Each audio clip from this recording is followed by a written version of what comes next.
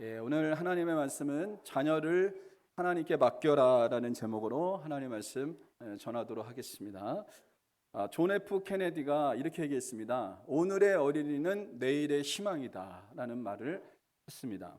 누스 허만이라고 하는 사람은 어린이는 현재의 꽃이자 미래의 열매이다라고 이렇게 말을 했습니다. 여러분 그렇습니다. 어린이는 이 나라의 희망이고 이 나라의 미래인 줄 믿습니다. 또한 어린이는 우리 교회의 미래고요. 우리 교회의 희망인 줄 여러분 잊지 마시기 바랍니다. 그리고 우리 가정 속에 있는 그 어린이들, 우리의 자녀들은 우리 가정의 희망이고 우리 가정의 미래라고 하는 사실을 잊지 마시기 바랍니다. 시편 127편 3절에 보면 같이 읽어볼까요? 시작. 보라, 자식들은 여호와의 기업이요 태의 열매는 그의 상급이로다. 자녀들은 하나님께서 주신 선물이라는 거예요. 그러므로 부모는 하나님의 대리자로서 그 자녀들을 잘 양육해야 될 책임이 있습니다. 자녀들의 그 미래가 있지만 자녀들이 이제 미래가 있잖아요. 그들에게 희망이 있잖아요. 근데 그 자녀들을 잘 양육하고 잘 키울 수 있는 그 책임은 누구에게냐? 부모에게 있다는 것을 말씀해 주고 있다는 겁니다. 그렇다면 우리가 하나님의 대리자로서 어떻게 자녀를 양육해야 될까요? 어떤 부모가 되어야지 자녀들을 잘 양육할 수 있는지를 오늘 본문의 말씀을 통해서 우리가 좀 살펴보도록 하겠습니다. 첫 번째는 자녀를 보는 부모의 눈이 바뀌어야 합니다. 본문은 모세의 출생의 때를 말하고 있는데요. 출애굽기 2장 1절에서 2절에 보면 같이 읽어볼까요? 시작. 레위 가족 중 한 사람이 가서 레위 여자에게 장가들어 그 여자가 임신하여 아들을 낳으니 그가 잘생긴 것을 보고 석 달 동안 그를 숨겼으나. 여러분, 모세의 부모는 레위 지파입니다. 레위 지파. 아버지는 아므람이고 어머니는 요게벳입니다. 이 레위 지파라는 것은 믿음의 집안입니다. 믿음의 집안. 하나님 앞에 바쳐진 헌신된 믿음의 집안이라는 것을 여러분 살펴볼 수가 있습니다. 그러니까 믿음의 가정에서 모세가 태어났어요. 여러분 참 축복스러운 일이죠. 축복된 일입니다. 자녀가 태어났다는 건, 그리고 믿음의 가정에서 태어났다는 건 참 이게 축복된 일입니다. 그런데 모세가 태어난 그때는 민족적으로 참 어려운 시기였다는 것을 우리가 살펴볼 수가 있어요. 당시 역사적 배경을 살펴보면 어떤 일이 있었냐면, 요셉이 애굽의 총리로서 일을 할 때는 애굽의 왕들이 요셉을 참 좋아했습니다. 그래서 이스라엘 백성들에게 아주 우호적으로 대했습니다. 이스라엘 백성들을 아주 잘 대해주고 그들을 귀하게 여겼습니다. 그런데 이 요셉도 죽고, 그리고 여러 왕들이 이제 세월이 흘러서 애굽의 여러 왕들이 이제 등극하면서 요셉의 업적이 점점 희미해지기 시작을 했어요. 이런 와중에 이스라엘 백성들이 숫자가 점점 불어나는 거예요. 자녀를 참 잘 낳습니다. 이스라엘 백성들이 이렇게 민족이 백성들의 숫자가 점점 늘어나니까 이 애굽이 위협을 느끼는 겁니다. 백성들의 숫자가 늘어나니까요. 그래서 이 투투모스 1세라고 하는 사람이 이스라엘 백성들에게 엄중한 명령을 내리는데, 어떤 명령을 내렸냐면 그 민족을 말살하기 위한 정책을 폈습니다. 그 정책이 뭐냐면 아이가 태어나면 사내아이면 무조건 다 죽이라는 겁니다. 그리고 딸이면 살려두라는 거예요. 여러분, 사내아이를 죽인다는 것은 뭐죠? 이제 더 이상 이 민족에게 미래를 주지 않는 겁니다. 그래서 그 정책을 폈어요. 그래서 사내아이가 태어나면 무조건 다 죽여야 돼요. 이게 바로 그 당시에 투투모스 1세가 펼쳤던 그런 악한 정책이었습니다. 여러분, 그 명령이 합리적인 건 불합리적인 건 간에 상관이 없습니다. 그 당시에는 절대 왕정 시대이기 때문에 왕의 명령 한마디면요 순종해야 돼요. 그런 시대였습니다. 만약에 왕의 명령을 지키지 않으면 사형을 당할 수도 있는 그런 시대였습니다. 이런 상황 가운데 모세가 태어난 거예요. 아기가 태어난 것은 참 축복스러운 그런 일이었지만 이 정치적인 상황, 그 당시 상황을 보면요 정말 힘들고 어려운 시대에 그 아이가 태어났던 것입니다. 바로의 군대는 왕의 명령에 순종해서 히브리 사내 아이들을 찾아다니는 거예요. 그 히브리 사람들, 유대인들이 아들을 숨기지 않았겠습니까? 아들이 태어났음에도 불구하고 그 아이가 죽는 것을 어떻게 보겠어요? 그러니까 그 아이를 계속해서 숨겼죠. 그 사모함 속에서 아이를 숨긴다는 것은 참으로 어려운 일이었습니다. 만약에 이게 발각되어지면 부모도 같이 죽는 그런 일이 일어나게 된 거예요. 그러나 모세의 부모는요, 왕의 명령을 두려워하지 않았습니다. 왜 그랬을까요? 그 이유가 출애굽기 2장 2절에 나옵니다. 같이 읽어보겠습니다. 시작. 그 여자가 임신하여 아들을 낳으니 그가 잘생긴 것을 보고 석 달 동안 그를 숨겼으나, 아이가 잘생긴 것을 보고 숨겼다라고 얘기하는데요. 여러분, 고슴도치도 자기 새끼는 예쁜 겁니다. 그죠? 태어난 그 아이가 얼마나 사랑스럽고 얼마나 정말 예쁘겠습니까? 그런데 여러분, 여기서 우리가 그 아이가 잘생겼기 때문에 부모가 그를 숨긴 게 아니고요. 여기 그 의미를 좀 봐야 됩니다. 이 보고라고 하는, 잘생긴 것을 보고라고 하는 그 말씀의 뜻을 우리가 잘 봐야 되는데요. 이 보고라고 하는 말은 원어로 와테레라고 하는 단어를 쓰고 있는데, 눈으로 보았다라고 하는 뜻이 아니라 깨닫다라고 하는 의미를 가지고 있어요. 이 말은 뭐냐면, 그 모세를 향한 하나님의 계획을 믿음으로 깨달은 거예요. 이 아이가 이 땅에 태어난 게 우연히 태어난 것이 아니고, 이 아이를 향한 하나님의 분명한 계획이 있다는 것을 부모가 믿음의 눈으로 본 겁니다. 그래서 이 아이를 숨긴 거예요. 이 아이를, 자신들이 죽을 수도 있고 자신들이 위험에 처할 수도 있지만 그 아이를 숨겼다는 거예요. 어떤 믿음으로 봤습니까? 이 아기를 하나님께서 분명히 사용하실 것이고, 이 아기를 통해서 하나님의 하실 일들이 있다고 하는 그런 믿음의 눈으로 모세의 부모가 그 아이를 봤기 때문에 그 아이를 숨겼다는 거예요. 그래서 여러분, 히브리서 기자는 더 구체적으로 이야기합니다. 모세가 태어났을 때 그 부모가 왜 그 아이를 숨겼는지를, 여러분 히브리서 11장 23절 같이 한번 읽어보겠습니다. 시작. 믿음으로 모세가 낳았을 때 그 부모가 아름다운 아이임을 보고 석 달 동안 숨겨 왕의 명령을 무서워하지 아니하였으며, 믿음으로 그 아이를 본 거예요. 믿음으로. 제가 앞서서 얘기한 것처럼 믿음의 눈으로 봤다는 것은 이 아이를 통해서 하나님이 하실 일들, 그것을 믿음의 눈으로 봤다는 겁니다. 여러분, 그러므로 이 부모는 어떤 사람이 되어야 될까요? 자녀를 믿음의 눈으로 보는 부모가 여러분 되어야 될 줄 믿습니다. 여러분은 자녀들을 볼 때 믿음의 눈으로 보십니까? 아니면 세상의 기준으로 보십니까? 세상의 기준과 세상의 평가로 자녀들을 평가하십니까? 아니면 여러분 믿음의 눈으로 우리가 그 자녀를 보십니까? 그 자녀가 지금 연약하고 부족하고 약할지라도 여러분들 세상의 기준으로 봐서는 안 됩니다. 세상의 평가로 봐서도 안 됩니다. 하나님이 주시는 믿음의 눈으로 보셔야 됩니다. 이 아이를 향한 하나님의 계획이 분명히 있을 것이고, 이 아이를 향한 하나님의 뜻이 분명히 있다는 그런 사실을 우리가 잊지 않고 믿음의 눈으로 볼 수 있는 하나님의 사람들이 될 수 있기를 바랍니다. 부모로서 자녀를 키우는 부모의 자세 중에 하나가 뭐냐면, 자녀를 볼 때 믿음의 눈으로 볼 수 있어야 돼요. 만약에 이 믿음의 눈이 열리지 않는다면 하나님 앞에 여러분 기도하셔야 됩니다. 하나님, 내가 손자 손녀들을 볼 때, 나의 자녀를 볼 때 하나님 정말 믿음의 눈으로 볼 수 있도록 도와주십시오. 내가 세상의 기준과 판단으로 그 아이들을 봤다면 주님 용서해 주시고, 이 모세의 부모가 그 아이를 볼 때 믿음의 눈으로 봤던 것처럼 저도 믿음의 눈으로 내 자녀를, 내게 맡겨주신 그 자녀를 볼 수 있는 그 영적인 눈이 열리게 해달라고 여러분 기도하는 하나님의 사람들이 될 수 있기를 바랍니다. 18세기에 영국의 위대하게 쓰임받은 그 부흥운동가 존 웨슬리 목사님이 계신데, 이분은 감리교 창시자입니다. 근데 이 어머니가 참 훌륭하셨어요. 어머니가 자녀를 몇 명이나 뒀냐면 19명이나 낳았습니다. 19명.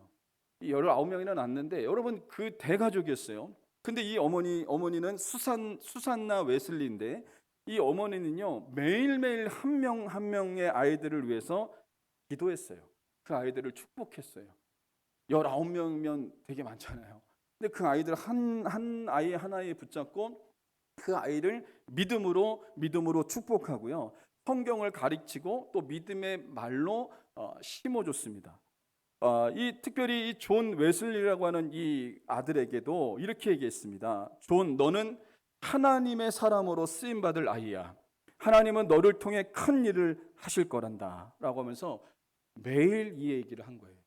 매일 그 얘기를 하면서 기도해주고 축복해주고, 너는 하나님의 사람이다. 하나님이 너를 쓰실 거다. 하나님이 너를 통해서 일하실 거다라고 하면서 믿음으로 이 어머니가 말해줬습니다. 그랬더니 이 존 웨슬리는 어렸을 때부터 어머니의 말을 들으면서, 어머니의 기도를 들으면서 이 아이가 자랐어요. 그랬더니 어떤 역사가 일어나냐면 자신도 믿어지는 거예요. 어머니가 계속해서 믿음으로 얘기하니까 너는 하나님이 쓰실 거야. 너는 하나님의 사랑하는 귀한 사람이야. 라고 얘기하는 그 말을 들으니까 여러분 그 아이도 믿어지기 시작한 겁니다. 그래서 이 사람이 어떤 마음을 가졌냐면, 나는 하나님께 쓰임받을 사람이야. 하나님이 나를 사랑하셔. 라고 하는 믿음이 이 사람에게 왔어요. 정말 어머니의 믿음대로 또 어떤 일이 일어났냐면, 이분이 80세가 넘도록 하나님 앞에 쓰임받았는데, 여러분 수천 번의 설교를 이분이 했고, 이분을 통해서 수십만 명의 영혼들이 주님 앞으로 돌아왔고요. 여러분 영국이 이 도덕적으로 영적으로 쇠퇴했을 때 이분을 통해서 영국이 회복되어지는 놀라운 역사가 일어났다는 사실입니다.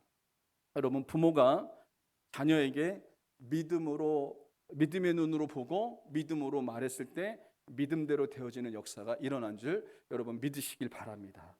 우리의 부모로서의 우리의 자격이, 우리가 해야 될 일이 뭐냐면, 자녀들을 볼 때 믿음의 눈으로 보셔야 돼요. 그리고 믿음으로 말할 수 있는 하나님의 사람들이 될 수 있기를 바랍니다.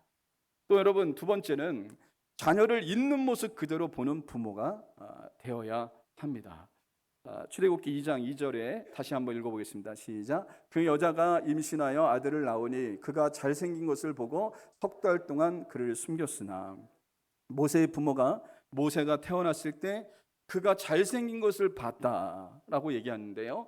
그리고 석 달을 숨겼다라고 얘기하는데, 여기서 잘생긴 것을 봤다는 것은 어린 모세를 있는 모습 그대로 본 겁니다. 그 아이의 모습, 존재 자체가 너무나 귀했던 거예요. 그 아이 존재 자체를 사랑했다는 것을 말해주고 있습니다. 여러분 어린 아이가 무엇을 할 수 있겠어요? 어린 아이가 효도할 수 있겠어요? 부모님 심부름 할 수 있겠어요? 그 어린 아이가 아무것도 못합니다. 아무것도 못해요. 그 어린 아이 그냥 똥기저귀 갈아줘야 되고, 배고프면 이 젖도 물려야 되고, 또 여러분 지금 상황이 얼마나 위기입니까? 그 아이가 울면 그 울음소리가 새어나가지 않도록 그것을 다 막아야지만 됐어요. 그 아이가 할 수 있는 게 뭐가 있겠어요? 부모로서 해야 될 손이 더 가는 거죠. 그런데 이 부모가 어떻게 이 아이를 사랑했냐면, 그 아이의 존재 자체를 사랑했다는 거예요.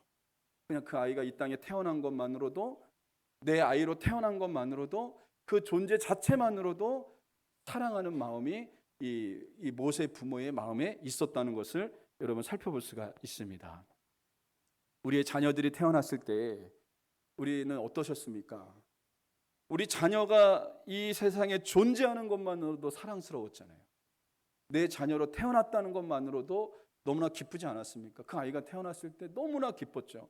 여러분들이 우리 자녀들이 태어났을 때 그 아이가 이 땅에 태어난 것만으로도 너무나 행복하고 너무나 기쁘고 너무나 감격스러웠던 그런 마음이 있었을 거예요. 그리고 그 아이가 자라면서 자는 것만 봐도 사랑스럽고, 그냥 그 아이가 뭘 하지도 않았는데도 자는 것만 봐도 사랑스럽고요, 먹는 것만 봐도 사랑스럽고요, 그 아이가 그냥 아무것도 하지 않아도 그 아이의 존재 자체만으로 우리가 사랑스럽게 봤을 때가 분명히 있었을 거라는 거예요. 그런데 어느 순간부터 부모에게 욕심이 들어오는 순간 이런 마음이 무너지기 시작했을 겁니다. 부모에게 욕심이 들어오는 거예요. 다른 아이보다 더 뛰어났으면 좋겠고, 다른 아이와 비교하면서 이 부모의 욕심이 이렇게 들어오는 순간 그 아이의 존재 자체만으로 사랑했던 그 마음이 점점점 퇴색화되어지는 그런 일들이 일어날 수도 있다는 겁니다. 여러분 우리는 이 마음을 회복해야 됩니다. 어린이 주일을 맞이해서 자녀를 향한 우리의 마음이 자녀를 있는 모습 그대로 사랑할 수 있는 하나님의 사람들이 될 수 있어야 됩니다. 이게 바로 처음 우리가 가졌던 우리 자녀를 사랑했던 그런 마음이라는 거예요. 왜 여러분 부모가 이와 같은 마음을 회복해야 될까요? 이것이 하나님 아버지의 마음이기 때문에 그래요. 이게 바로 하나님 아버지의 마음입니다. 하나님 아버지는요, 저와 여러분들이 하나님의 자녀가 된 순간 우리를 있는 모습 그대로 사랑하십니다. 여러분 이것을 믿으셔야 돼요. 하나님은요, 우리를 있는 모습 그대로 우리 존재 자체만으로 또 우리 하나님은 우리를 사랑하시는 거예요. 그게 하나님 아버지의 사랑이에요. 대체 왜 나를 사랑하세요라고 하는 책을 쓴 임영규 목사님의 책을 제가 봤는데, 이분의 책 제목이 이거예요. 대체 왜 나를 사랑하세요? 라고 하는 책입니다. 근데 이 목사님이 이런 이제 글을 쓰는 거예요. 하나님 앞에 한번 질문해 보라는 거예요. 하나님 앞에 하나님 저 왜 사랑하세요? 라고 한번 질문해 보라는 거예요. 하나님 저 왜 사랑하세요? 한번 질문해 보라는 거예요. 하나님의 대답은 분명하다는 겁니다. 이분이 이렇게 썼습니다. 그래도 제가 죄를 잘 안 짓고 교회를 잘 다녀서 하나님 저를 사랑하시는 거죠. 저는 헌금도 하고 봉사도 열심히 하잖아요. 그래서 하나님이 저를 사랑하는 거죠. 이번에 회사에서 승진도 했고 자녀 교육도 잘 시켰어요. 그래서 하나님이 저를 사랑하시는 거죠. 제가 성경 구절도 많이 외우고 양육 훈련도 다 받았으니까 저를 사랑하시는 거죠. 이렇게 자신이 행한 것을 하나님 앞에 쫙 열고 있습니다. 하나님 이래서 저를 사랑하는 거죠. 이렇게 제가 했기 때문에 하나님이 사랑하시는 거죠. 헌금했기 때문에 사랑하는 거죠. 이렇게 하나님 앞에 열고 있더니 하나님의 대답은요, 무엇이었냐면 내가 내 자식이니까 사랑하지. 하나님은요, 자녀를 사랑하시는데 여러분 어떤 조건을 따지고 사랑하시는 게 아닙니다. 뭔가 잘했다고 사랑하시는 게 아니에요. 여러분 이것은 사랑의 조건이 아니에요. 무조건적인 사랑입니다. 내 자녀이기 때문에 사랑하는 것이 바로 하나님 아버지의 마음이라는 거예요. 반대로 우리가 뭔가 잘못했을지라도 하나님은 우리를 자식으로 대하신다는 것을 꼭 잊지 마시기를 주님의 이름으로 간절히 소망합니다. 그래서 로마서 5장 8절에 이렇게 얘기합니다. 같이 읽어보겠습니다. 시작. 우리가 아직 죄인되었을 때 그리스도께서 우리를 위하여 죽으심으로 하나님께서 우리에 대한 자기 사랑을 확증하셨느니라. 우리가 죄 가운데 있었을 때도, 우리가 수준 미달에 있었을 때도, 우리가 정말 잘못된 일을 행할 때에도 하나님은 우리를 여전히 사랑하신다는 거예요. 하나님의 사랑이 바로 이와 같은 사랑입니다. 우리를 있는 모습 그대로 사랑하는 것, 이게 바로 하나님 아버지의 사랑이라는 것을 여러분 잊지 마시기를 주님의 이름으로 간절히 소망합니다. 그러므로 우리 자녀를 우리가 어떻게 사랑해야 될까요? 있는 모습 그대로 사랑하는 부모가 되시기 바랍니다. 우리의 자녀들 존재 자체만으로도 여러분 사랑할 수 있는 그 마음이 회복되셔야 됩니다. 우리 자녀들을 처음 만났을 때, 여러분 그 자녀가 태어났을 때 우리가 가졌던 그 마음이 뭘까요? 존재 자체만으로도 사랑스러운 거예요. 이 땅에 태어나고 이 땅에 존재하는 것만으로도 그 자녀가 사랑스러운 그 마음, 그게 바로 여러분 있는 모습 그대로 바라보는 사랑이라는 것을 잊지 마시기를 주님의 이름으로 간절히 소망합니다. 어떤 분이 이런 이제 말들을 썼기 때문에 한번 제가 좀 소개를 할게요. 부모가 자식에게 해줘야 될 말들이 있습니다. 한번 잘 보세요. 첫 번째는 넌 그냥 너라서 충분해. 여러분 이걸 좀 보시고 자녀들한테 오늘 이 말을 좀 해주셨으면 좋겠어요. 두 번째는 뭐든 내가 좋아하면 그걸로 돼. 이 자녀들을 이렇게 얘기하는 거죠. 지금도 충분히 잘하고 있어 라고 이 부모가 자식에게 해줘야 된다는 거예요. 언제나 난 내 편이야. 실수해도 괜찮아. 다시 하면 돼. 천천히 가도 괜찮아. 다시 하면 돼. 일곱 번째는 이유 없이 널 사랑한다 라고 말할 수 있는 우리 부모가 될 수 있기를 바랍니다. 그리고 특별히 오늘 제가 우리 부모 세대 여러분들한테 좀 숙제를 좀 드리려고 그랬는데, 우리 자녀들한테 이런 문자를 좀 보내시기 바랍니다. 카톡을 좀 보내시기 바랍니다. 제가 보여드릴게요. 나는 내가 나의 자녀인 것이 자랑스러워. 내가 누구든 어떤 모습이든. 여러분 이것을 여러분의 자녀한테 카톡으로 문자로 보내시길 바랍니다. 한번 따라해 보겠습니다. 여러분 한번 같이 한번 읽어볼까요? 시작. 나는 내가 나의 자녀인 것이 자랑스러워. 내가 누구든 어떤 모습이든. 예. 여러분 이 어린이 주일을 맞이해서 사랑하는 여러분의 자녀들에게 이와 같은 문자를 이와 같은 말을 여러분이 할 수 있기를 주님의 간절히 소망합니다. 이게 바로 자녀를 있는 모습 그대로 그 자녀들을 바라본다는 것을 잊지 마시기를 바랍니다. 두 번째로 자녀를 하나님께 맡기는 부모가 되어야 합니다. 사랑스러운 아들 모세가 태어났지만 그를 더 이상 키울 수가 없었어요. 아까 제가 역사적인 배경을 얘기했잖아요. 그래서 모세의 부모는요, 더 이상 이 아이를 숨길 수가 없는 겁니다. 그래서 결단을 내렸습니다. 갈대 상자를 만들고 거기다 역청과 진을 칠하고 거기다 아기를 눕히고 그 갈대 상자를 나일 강가에 흘려보냅니다. 여러분 이게 정말 어려운 일이죠. 출애굽기 2장 3절 같이 읽어보겠습니다. 시작. 더 숨길 수 없게 되매 그를 위하여 갈대 상자를 가져다가 역청과 나무진을 칠하고 아기를 거기 담아 나일 강가 갈대 사이에 두고. 더 숨길 수 없는 거예요. 이 아이가 발각돼서 그 애굽의 군대에 잡혀서 이 아이가 죽을 수도 있는 거예요. 그런 상황이 왔을 때 더 이상 이 아이를 숨길 수 없을 때 모세의 부모가 한 일은 뭐냐면 갈대 상자를 만들어서 그 아기를 거기다 눕혀놓고 자신들의 그 손을 놓은 거예요. 손을 놔서 나일강에 흘러가게끔 합니다. 여러분 이것은 무엇을 얘기하고 있냐면 자신들의 손을 놨다는 것은 뭐냐면 자신들이 할 수 없기 때문에 자신들의 손을 놓고 하나님의 손에 그 아이를 맡긴 겁니다. 하나님의 손에 그 아이를 맡기는 역사가 일어났습니다. 그랬더니 모세가 죽을 것 같았죠. 자신들의 손을 놓고 하나님의 손에 맡겼을 때 하나님이 일하기 시작하셨어요. 하나님이 놀랍도록 일하셨습니다. 때마침 바로의 공주가 목욕하러 나왔는데 갈대 상자를 발견합니다. 갈대 상자. 그 어린아이가 막 우니까 신하를 시켜서 그걸 가져오라 그럽니다. 가져와서 열어보니까 히브리 아이예요. 유대인의 아이예요. 여러분 유대인의 아이면 어떻게 됩니까? 죽여야 되는 게 맞는 겁니다.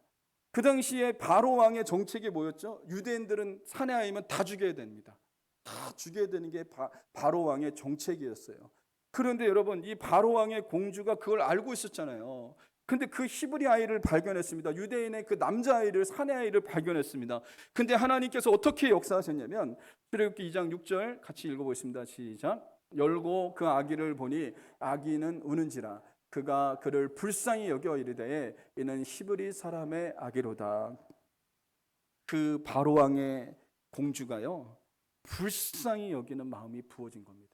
그 아이를 보자마자 너무 불쌍한 거예요. 그 아이가 너무나 불쌍한 거예요.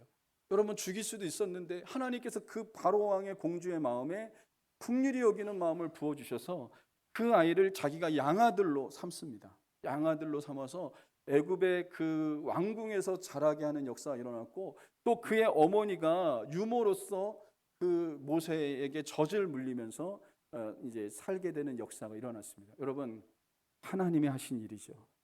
모세의 부모가 자신들의 힘으로 감당할 수 없었을 때 자신들의 그 힘으로 감당할 수 없었을 때 그 자녀를 감당할 수 없었을 때 하나님께 이것을 맡겨 드렸을 때 하나님이 일하시는 역사가 일어났습니다. 이것이 너무나 중요합니다. 우리도 마찬가지입니다. 자녀의 문제로 여러분 고민하고 계십니까? 저는 내가 내 힘으로 어떻게 할 수 없다는 생각 때문에 좌절하고 낙심하고 절망하고 계십니까? 자녀를 내 손에서 놓고 주님의 손에 맡겨드리면 주님이 일하시는 역사가 일어날 줄 믿습니다. 내가 어떻게 할 수 없을 때, 내가 자녀의 문제를 어떻게 해결할 수 없을 때 부모의 좌절감은 그거예요. 여러분 자녀들의 문제 내가 어떻게 할 수 없을 때, 내가 도와줄 수 없을 때 부모로서 얼마나 절망스럽습니까? 그러나 우리가 생각해야 될 것은 뭐냐면 내가 할 수 없지만 주님의 손에 맡겨드리는 자가 되어야 됩니다. 그러면 그때부터 주님이 일하시는 놀라운 역사가 일어날 줄 믿습니다. 그렇다면 주님의 손에 맡긴다는, 자녀를 맡긴다는 것은 뭘까요? 주님의 손에 맡긴다는 것은 여러분 뭘까요? 하나님께서 분명히 우리에게 말씀하고 계십니다. 기도하는 겁니다. 자녀를 위해서 기도하는 겁니다. 자꾸 기도로 주님 앞에 내어 맡기는 거예요. 우리 자녀 하나님 책임져 주세요. 하나님 우리 자녀 하나님 정말 주님이 일해 주세요. 주님이 책임져 주세요라고 기도하는 겁니다. 베드로전서 5장 7절 같이 한번 읽어보겠습니다. 시작. 너희 염려를 다 주께 맡기라. 이는 그가 너희를 돌보심이라. 하나님 앞에 기도로 맡기는 거예요. 자녀의 문제를 주님 앞에 맡기는 거예요. 하나님 도와주세요. 내 힘으로 내 자녀 키울 수 없습니다. 하나님이 도와주세요. 하나님이 역사해 주세요. 하나님이 함께해 주세요라고 하면서 하나님께 자꾸 맡기고 또 맡기는 것이 바로 이게 내 손에서 하나님 앞에 자녀를 맡기는 것입니다. 우리 부모 세대 되시는 분들, 여러분 우리가 주님의 손에 자녀들을 맡기셔야 됩니다. 그것은 무엇이냐? 자녀를 위해서 기도로 희생하는 자가 되어야 됩니다. 기도로 헌신하는 자가 되어야 될 줄 믿습니다. 이 남경필 집사님의 이야기인데요. 이분은 경기도지사였습니다. 그리고 국회의원도 몇 번 했던 사람이고, 이 사람은 아주 유명한 정치인이었습니다. 유명한 정치인이었는데, 그런데 어느 날 그의 장남이 유학 갔다가 왔는데, 미국에 유학을 갔다 왔는데 마약 중독에 빠진 거예요. 마약 중독에. 마약을 하기 전에 눈빛이 완전히 돌변하는 거예요. 마약을 어디서 구했는지 모를 정도로 마약을 맞으면요 완전히 얘가 인사불성이 되는 거예요. 이런 상황에 놓였습니다. 이 아이를 고쳐보고 싶어도 안 되는 거예요. 그 마약 중독에서 이 아이가 헤어나오지 못하는 거예요. 얼마나 아버지로서 절망스러웠겠습니까? 근데 또 사건이 터졌습니다. 이 아이가 마약을 끊는다고 했는데도 불구하고 아무도 없을 때 또다시 이 아이가 마약을 한 거예요. 그래서 아버지로서 고통과 책임감을 느끼면서, 본인이 또 정치인이잖아요. 정치인. 이 책임감을 느끼면서 이 아버지가 어떻게 했는지 아십니까? 경찰에 신고했습니다. 우리 아들이 마약했으니까 잡아가라고. 얼마나 그 아버지의 마음이 무너졌을까요? 그 아버지의 마음이, 여러분, 그 아들을 신고한다고는 자체가 여러분 얼마나 힘들고 어려웠겠습니까? 그런데 결단을 내렸어요. 우리 아들 마약했으니까 우리 아들을 좀 잡아가 달라고 이렇게 얘기했어요. 그래서 경찰이 와서 이 아이를 잡아갔습니다. 체포돼서 그 아이를 잡아갔고요. 그리고 그 아이가 지금 그 장남 첫째 아들이 지금 감옥에 있어요. 감옥에 지금 들어가 있습니다. 이 사건으로 인해서 이 남경필 집사님은 큰 충격을 받았습니다. 근데 이 큰 충격을 받는 동시에 이 남경필 집사님의 신앙이 회복되어지는 역사가 일어났어요. 하나님 앞에 하나님을 인격적으로, 예수님을 인격적으로 만나지 못했던 이분이 아들의 문제로 하나님 앞에 간절히 기도하다가 주님을 인격적으로 만나는 역사가 일어났어요.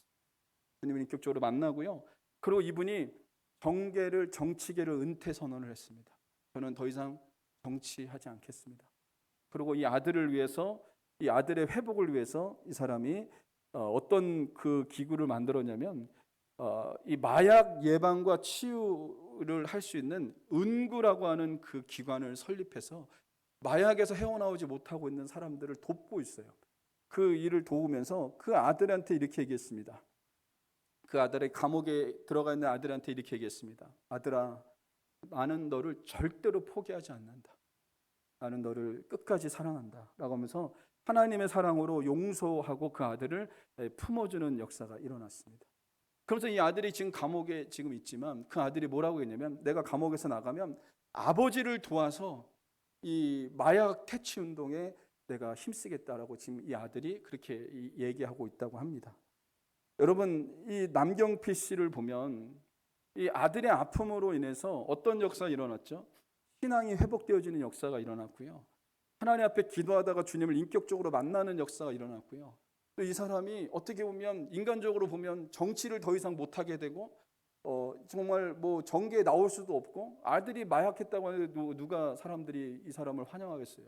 그러나 저는 그렇게 생각합니다. 이분도 그렇게 생각하고 있고, 이게 오히려 축복이 됐습니다. 하나님을 만나는 기회가 됐고요. 하나님 앞에 쓰임받는 놀라운 기회가 됐습니다. 여러분, 그렇습니다. 자녀의 문제를 주님 앞에 기도로 내어 맡기는 하나님의 사람들이 될 수 있기를 바랍니다. 자녀의 삶을 주님 앞에 내어 맡길 때 이것이 바로 여러분 부모가 해야 될 일이라고 하는 사실을 잊지 마시고요. 어린이 주일을 맞이해서 우리 부모 세대 분들이 자녀를 기도로 내어 맡기는 하나님의 사람들이 될 수 있기를 주님의 이름으로 간절히 소망합니다. 말씀의 결론을 맺겠습니다. 여러분, 자녀를 믿음의 눈으로 보는 부모가 되시기를 바랍니다. 자녀를 있는 모습 그대로 보는 부모가 여러분 될 수 있기를 바랍니다. 또 자녀를 하나님께 기도로 맡기는 하나님의 사람들이 될 수 있기를 주님의 이름으로 간절히 소망합니다. 그래서 우리 가정 속에, 우리 자녀들 속에 하나님의 은혜가 풍성하게 흘러넘칠 수 있기를 주님의 이름으로 간절히 소망합니다.